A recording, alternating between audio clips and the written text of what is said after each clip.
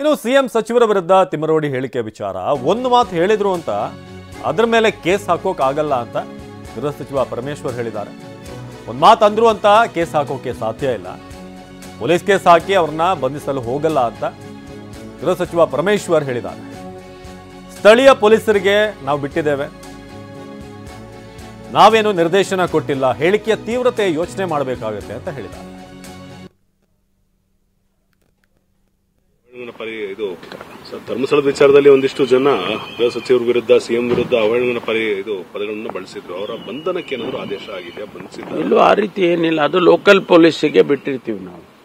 ನಾವು ಎಲ್ಲೆಲ್ಲಿ ಅಂತ ಘಟನೆಗಳು ನಡೆಯುತ್ತೆ ಅದು ಬಿಯಾಂಡ್ ಎ ಪಾಯಿಂಟ್. ಅಂದ್ರೆ ಸಾಮಾನ್ಯವಾಗಿ ಯಾರೋ ಒಬ್ರು ಏನೋ ಒಂದು ಮಾತಂದ್ರು ಅಂತ ಅಷ್ಟಕ್ಕೆ ಪೊಲೀಸ್ ಕೇಸ್ ಹಾಕ್ಬಿಟ್ಟು ಅವ್ರನ್ನ ಅರೆಸ್ಟ್ ಮಾಡಕ್ ಹೋಗೋದಿಲ್ಲ.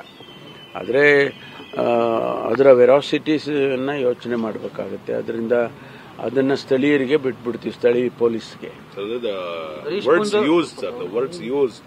ತುಂಬಾ ಡಿರಾಗೇಟರಿ ಆಗಿರೋದ್ರಿಂದ ಏನಾದರೂ ಡೈರೆಕ್ಷನ್ ಅದೇ ನಾವೇನ್ ಡೈರೆಕ್ಷನ್ ಕೊಟ್ಟಿಲ್ಲ ಅಂಥದ್ದು. ಈಗ ಹೇಟ್ ಸ್ಪೀಚ್ ಬಿಲ್ಲು ಕೂಡ ತರ್ತಾ ಇದೀವಿ. ಅದರಲ್ಲಿ ಅನೇಕ ವಿಚಾರಗಳನ್ನು ಪ್ರಸ್ತಾಪ ಮಾಡಿರ್ತೀವಿ. ಫೇಕ್ ನ್ಯೂಸ್ ಅಲ್ಲಿ ಅನೇಕ ವಿಚಾರಗಳನ್ನು ಪ್ರಸ್ತಾಪ ಮಾಡ್ತೀವಿ. ಇವಾಗ ಕಾನೂನು ಮಾಡುವಾಗ ಇವೆಲ್ಲ ಗಮನದಲ್ಲಿ ಇಟ್ಕೊಂಡೇ ನಾವು ಮಾಡ್ತೀವಿ. ಧರ್ಮಸ್ಥಳದ ವಿಚಾರದಲ್ಲಿ ಒಂದಿಷ್ಟು ಜನ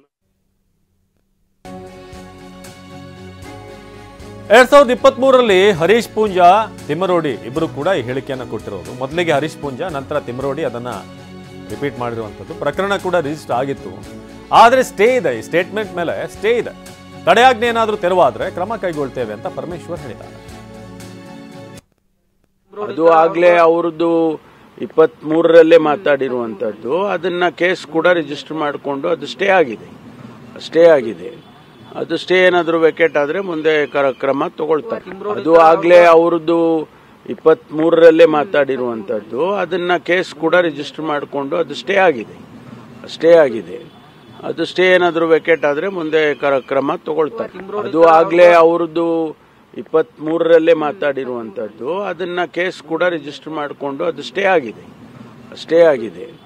ಅದು ಸ್ಟೇ ಏನಾದರೂ ವೆಕೇಟ್ ಆದ್ರೆ ಮುಂದೆ ಕ್ರಮ. ಇನ್ನು ಧರ್ಮಸ್ಥಳ ಕೇಸ್ನ ಮಧ್ಯಂತರ ವರದಿ ಬೇಗ ಬರುತ್ತೆ. ಬೆಂಗಳೂರಿನಲ್ಲಿ ಗೃಹ ಸಚಿವ ಪರಮೇಶ್ವರ್ ಹೇಳಿಕೆ ಕೊಟ್ಟಿದ್ದಾರೆ. ಈಗಲೇ ಬರುತ್ತೆ, ಆಗ್ಲೇ ಬರುತ್ತೆ ಅಂತ ಹೇಳೋಕ್ಕಾಗಲ್ಲ. ಸ್ಪೆಸಿಫಿಕ್ ಆಗಿ ಇಂಥ ಟೈಮಲ್ಲೇ ಬರುತ್ತೆ ಅಂತ ಹೇಳಕ್ ಸಾಧ್ಯ ಇಲ್ಲ. ಆದ್ರೆ ಆದಷ್ಟು ಬೇಗ ಮಧ್ಯಂತರ ವರದಿ ಬರುತ್ತೆ, ನಿಮಗೆ ರಿಪೋರ್ಟ್ ಸಿಗುತ್ತೆ. ಧರ್ಮಸ್ಥಳ ವಿಚಾರವಾಗಿ ಸದನದಲ್ಲಿ ನಿನ್ನೆ ಉತ್ತರ ಕೊಟ್ಟಿದ್ದೀನಿ ಅಂತ ಪರಮೇಶ್ವರ್ ಹೇಳಿದರು.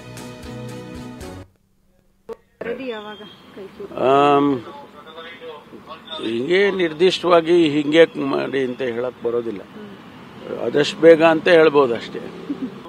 ಅಲ್ಲ, ಈಗ ನಿನ್ನೆ ಉತ್ತರ ಕೊಟ್ಟಿದ್ದೇನೆ. ಅದಕ್ಕೂ ಮೀರಿ ಅವರು ಬೇರೆ ಬೇರೆ ವಿಚಾರಗಳನ್ನು ಪ್ರಸ್ತಾಪ ಮಾಡಿದ್ರೆ ಅದಕ್ಕೂ ಕೂಡ ಸಮರ್ಥವಾಗಿ ಉತ್ತರ ಕೊಡ್ತೀವಿ.